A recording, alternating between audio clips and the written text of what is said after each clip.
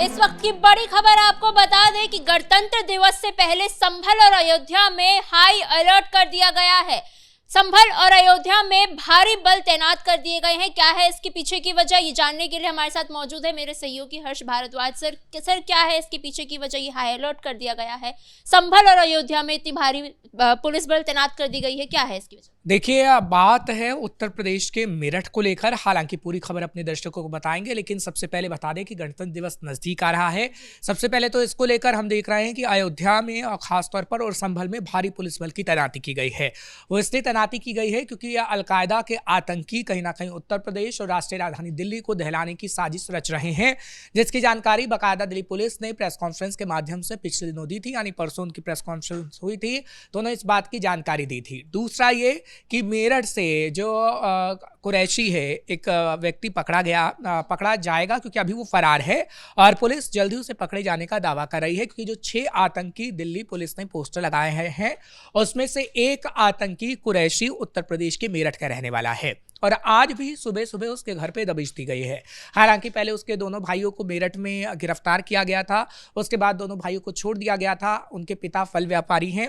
अब उसके पिता से भी पूछताछ की जा रही है कुरैशी के, और ये कहा जा रहा है कि जल्द ही पुलिस उसको गिरफ्तार करेगी, क्योंकि ये उत्तर प्रदेश को दहलाने की साजिश रच रहा है, अलकायदा के संपर्क में है। इसलिए Uttar Pradesh high alert mode पर है, खास तौर पर अयोध्या का राम मंदिर, क्योंकि अयोध्या के राम मंदिर पे भी भारी पुलिस बल की तैनाती की गई है।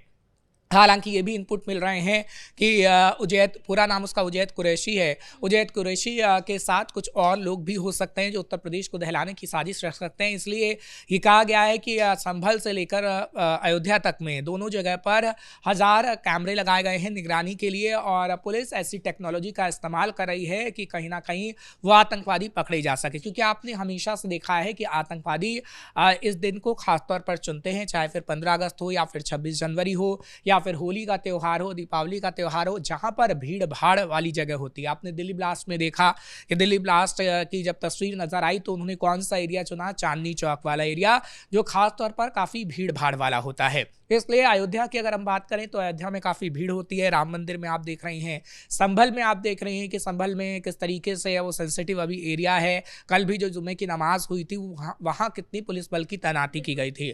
तो कहीं ना कहीं आतंकवादी ये जानते हैं कि किस एरिया को चुनना है, लेकिन पुलिस भी बखूबी ये जानती है कि कैसे उन्हें आगे आने वाले समय के लिए चुनौती स्वीकारनी है और उन एरिया को कहीं ना कहीं ऐसा बना देना है कि आतंकवादी वैसी गतिविधि वहां पर ना कर पाए। हाईटेक टेक्नोलॉजी का इस्तेमाल संभल में भी किया जा रहा है, अयोध्या में भी किया जा रहा है। राष्ट्रीय राजधानी दिल्ली की तो हमने आपको बताई खबर, लेकिन बात अगर हम उत्तर प्रदेश की कर रहे हैं तो उत्तर प्रदेश में सिर्फ संभल और अयोध्या में ही नहीं, पूरे उत्तर प्रदेश में हाई अलर्ट मोड जारी किया गया। तरीके से कल 6 बजे ब्लैकआउट किया गया, मॉक ड्रिल किया गया, क्या ये भी उसी के संदर्भ में था? बिल्कुल, देखिए मॉक ड्रिल तो जगह जगह इसलिए ही की जा रही है गणतंत्र दिवस के लिए, और राष्ट्रीय राजधानी दिल्ली से लेकर उत्तर प्रदेश से लेकर अलग अलग जगहों पर हमने देखा है कि कैसे मॉक ड्रिल की गई है, ताकि लोगों को बताया जा सके, ताकि आगे आने वाले समय के लिए तैयार रहा जा सके। क्योंकि देखिए, अगर आम जनता की अगर हम बात करें तो आम जनता भी अगर सतर्क रहेगी, जिन 6 आतंकवादियों के पोस्टर लगाए गए हैं, अगर कोई व्यक्ति उसे देखता है फिर पुलिस से संपर्क करता है तो कहीं ना कहीं पुलिस के लिए बड़ी कामयाबी हो सकती है, क्योंकि पुलिस उन 6 आतंकवादी को ढूंढ रही है, जिसमें से एक उजैद कुरैशी है। और उजैद कुरैशी ने पहले भी पूरी प्लानिंग बनाई थी उत्तर प्रदेश को दहलाने की, लेकिन पुलिस की तरफ से अभी इसकी कोई आधिकारिक पुष्टि नहीं की गई है। लेकिन हाँ, उसके पोस्टर जरूर राष्ट्रीय राजधानी दिल्ली से लेकर उत्तर प्रदेश तक लगाए गए हैं और उसके भाई की संलिप्तता नहीं पाई गई है, इसलिए गिरफ्तारी करके उसके भाई को छोड़ दिया गया है।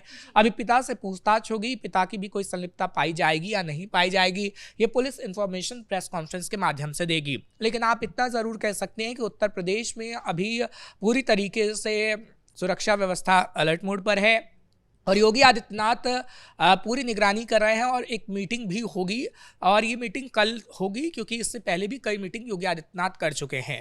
और खबर ये आ रही है कि गणतंत्र दिवस को लेकर ही ये मीटिंग होगी कि कैसे सुरक्षा व्यवस्था आपने तैयार की है। पूरी जानकारी पुलिस प्रशासन योगी आदित्यनाथ को देंगे, क्योंकि योगी आदित्यनाथ पूरा मॉनिटर करेंगे। क्योंकि देखिए, व्यवस्थाओं का मॉनिटरिंग करना बेहद ज़रूरी है। थोड़ी सी भी लापरवाही किसी बड़ी गतिविधि को अंजाम दे सकती है, क्योंकि जो लापरवाही हमने कई जगह पर देखी है, ऐसा नहीं है कि पुलिस की लापरवाही नहीं होती है, पुलिस की लापरवाही भी कहीं कहीं सामने आ जाती है। पुलिस खुद तो पूरी तरीके से तैनात रहती है, लेकिन आजकल हम देख रहे हैं कि हाई टेक्नोलॉजी का ज़माना है, उस टेक्नोलॉजी का भी इस्तेमाल कहीं ना कहीं उत्तर प्रदेश पुलिस को करना होगा और बाकायदा उत्तर प्रदेश की पुलिस कर रही है।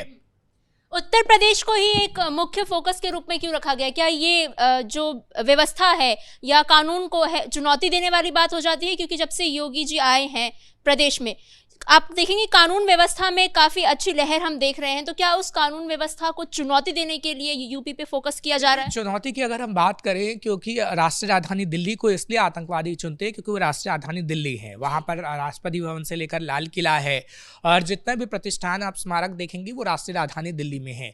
लेकिन उत्तर प्रदेश को चुनने का मकसद उनका ये रहता है, काफ़ी समय से जो कट्टरपंथी हैं, जो आतंकवादी हैं, वो अयोध्या के राम मंदिर को टारगेट करना चाहते हैं और इसलिए अयोध्या पर वो फोकस कर रहे हैं। इसलिए उत्तर प्रदेश का नाम आ रहा है, क्योंकि आपने हमेशा से देखा होगा, इससे पहले आपने देखा कि कैसे कट्टरपंथियों ने नमाज पढ़ने की कोशिश की, वहाँ पर ऐसी गतिविधि करने की कोशिश की और अब आगे आने वाले समय में अयोध्या टारगेट पे है, इसलिए क्योंकि वहाँ पर राम मंदिर बन चुका है।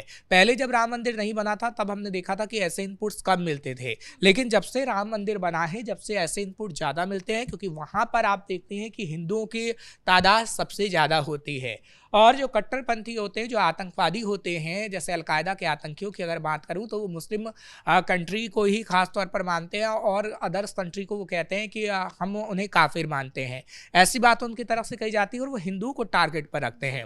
तो जहाँ जहाँ हिंदुओं की ज़्यादा आबादी होगी, आपको हिंदुओं की सबसे ज़्यादा आबादी इस वक्त राम मंदिर में मिलेगी, क्योंकि जहाँ राम मंदिर निर्माण हुआ अयोध्या में, वहाँ पर हिंदुओं की तादाद सबसे ज़्यादा है। हाँ, कई और मंदिर की बात करूँ, मथुरा में भी काफ़ी पुलिस बल की तैनाती की गई है, क्योंकि काफ़ी भीड़ भाड़ वहाँ पर होती है। या फिर काशी की अगर हम बात करते हैं तो काशी में भी पुलिस व्यवस्था की पूरी तैनाती की गई है, क्योंकि काशी में भी हिंदू की तादाद आपको ज़्यादा मिल जाएगी। तो उनकी सोच ये रहती है कि कितने हिंदुओं को मारा जाए और कैसे हम लोगों को टारगेट करें। हाँ, पूरे अगर भारतवासी की बात करें तो भारतवासी उनके टारगेट पर रहते ही हैं, लेकिन हिंदू खासतौर पर रहते हैं क्योंकि वो हिंदुओं को नहीं समझते हैं और वो ये समझते हैं कि हिंदू काफिर है। जिस तरीके से अलकायदा कई ऑडियो वीडियो जारी कर चुका है और अलकायदा की तरफ से कहा भी गया है, वो सिर्फ मुस्लिम राष्ट्र को मानते हैं, जहां पर आपने शरिया कानून देखा हो, जहां पर वो इस्लामिक कानून होता है उसको मानते हैं और वो किसी अन्य देश को देश मानते ही नहीं हैं। तो खासतौर पर उनका राम मंदिर को चुनना यही दिखाता है कि कैसे वो बड़ी गतिविधि को अंजाम दे सकते हैं, लेकिन पुलिस व्यवस्था पूरी तैनात है। ऐसा लगता नहीं है कि ऐसी कोई गतिविधि हो पाएगी, क्योंकि पुलिस ने पूरी व्यवस्थाएं की हैं, आतंकवादियों को पोस्टर जारी किए हैं और पहले ही कई जगह पर दबिश दी गई है। लेकिन हाँ, इतना ज़रूर कहा जा सकता है कि पुलिस को सीसीटीवी निगरानी तो वो कर ही रही है, लेकिन पूरा चौकन्ना रहना होगा उत्तर प्रदेश में, क्योंकि अभी अगर हम आतंकवादियों की बात से हटकर कुछ कट्टरपंथियों का जिक्र करें तो कुछ कट्टरपंथी भी उत्पात मचाने की कोशिश लगातार कर रहे हैं। संभल आप देख लीजिए कि संभल किस तरीके से हॉटस्पॉट बना हुआ है, आप वाराणसी देख लीजिए किस तरीके से हॉटस्पॉट बना हुआ है। अभी आप देख रहे हैं कि अभी मुक्तेश्वरानंद का जो मुद्दा चल रहा है उसमें कट्टरपंथी कैसे फ़ायदा उठाने की कोशिश कर रहे हैं। बरेली में आप देख लीजिए कि बरेली में किस तरीके से उत्पात मचाने की कोशिश कुछ कट्टरपंथी कर रहे हैं। कुछ पहले तो 6 मौलानाओं को गिरफ्तार भी किया गया बरेली के अंदर और ये कहा जा रहा है कि अभी कुछ और कट्टरपंथियों की गिरफ्तारी भी की जाएगी। यानी देश के अंदर जो कट्टरपंथ फैलाने की कोशिश कर रहे हैं और जो उत्पात मचाने की अगर कोशिश करेगा, क्योंकि देखिए ये जो 26 जनवरी का वक्त होता है गणतंत्र दिवस का, ये हमारे लिए बहुत खास होता है।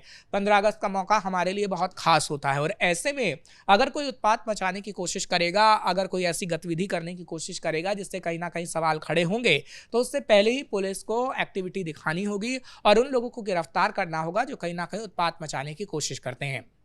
क्योंकि खास तौर पर आप बरेली, संभल और अयोध्या में ही देखिए, यहाँ पर कुछ कट्टरपंथी कट्टरपंथ फैलाना चाहते हैं। संभल के अंदर अभी आप देखिए, संभल की जो हम नमाज की बात कर रहे हैं कि आखिर क्यों पुलिस बल को तैनाती करने गई, हालांकि वो अलग मसला है कि जामा मस्जिद का मामला कोर्ट के अंदर है और इसी वजह से हम देख रहे हैं कि जब 24 नवंबर 2024 को जामा मस्जिद का सर्वे हुआ था उसके बाद से तो पुलिस बल तैनाती है, लेकिन जो 26 जनवरी को लेकर हमें देखने को मिला है, अलर्ट देखने को मिला है, उसकी वजह से भी अतिरिक्त पुलिस बल की तैनाती की गई है।